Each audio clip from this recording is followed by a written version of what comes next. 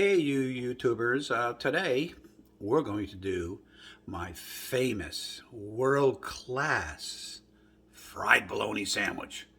I know it's not healthy eating, but boy, it sure does taste good. So it's just basically three ingredients with a little side of pickle. But let's give it a try, okay? I got one hand today, so I'm going to have to turn this camera around and show you a little bit what we got. Okay, so the ingredients for it, simple.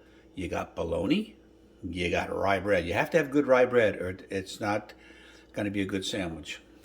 We have all kinds of great butter, and we're going to start that by putting that in the pan. It's a hot pan. Let's get some more. Okay, we're going to let that swirl around a little bit. Got to get that butter melted.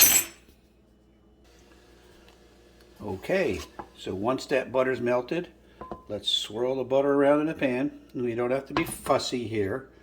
And what we'll do is let's take some bologna.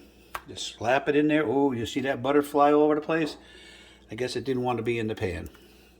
And we're going to do 4 slices of premium store-bought bologna. Now, this is not a meal for the faint of heart.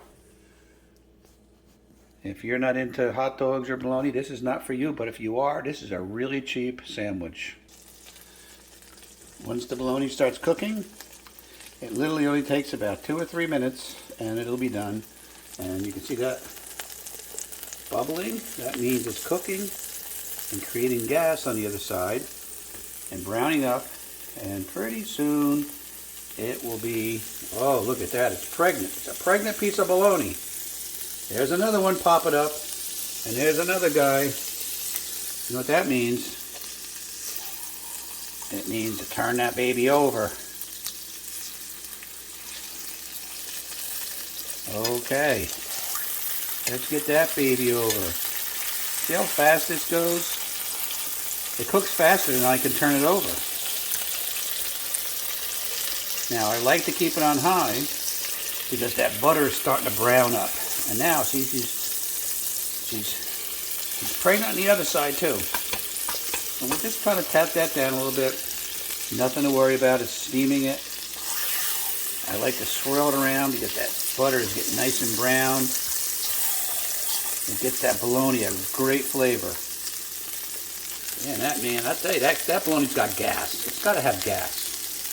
Now, some people will take a knife and slit it. Nah, I don't want to do that. I rather work at it. I rather watch. You know, it's more impressive when a chef works at his food and turns it over. And folks,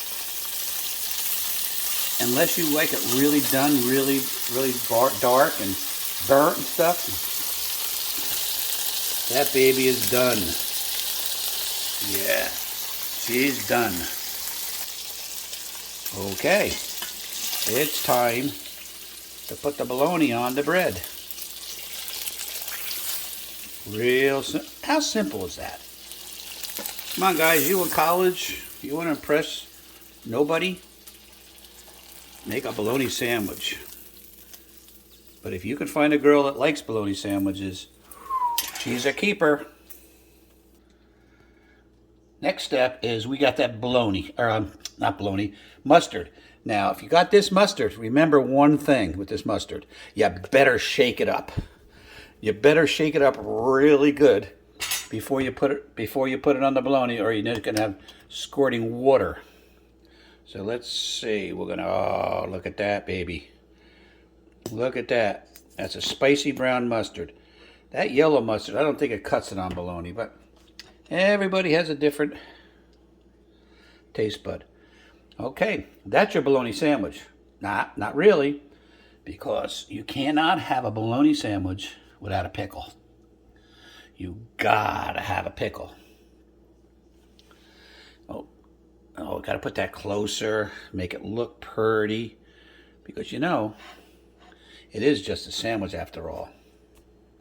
Okay, I hope you like that. And I'll tell you what, I'm not even going to bite into it because I don't want to make you jealous. But that's going to be an incredible sandwich. I hope you try it. I hope if you had it in the past and you forgot to have it again. It brings back such great memories. Bon appetit, God bless, and don't forget the bologna.